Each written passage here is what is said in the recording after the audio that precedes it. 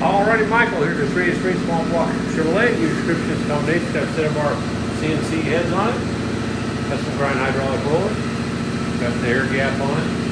I think you supplied that, the carburetor and your distributor. All black. Go in there and make a run. See what she does. Stay tuned.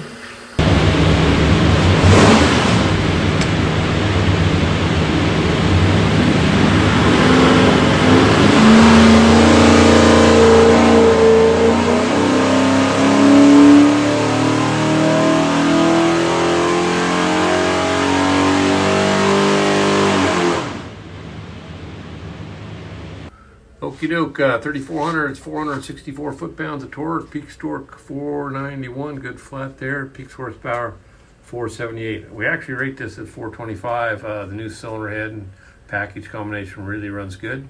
What we'll do now is pull the pipes back, make sure it's good and clean for you, show you a couple other things.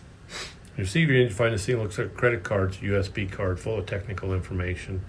It's got your dyno video, engine build specs, a lot of tech stuff. Highly recommend watch it. On the engine will be this tag. It'll have your engine number, some other specs. Flip it over.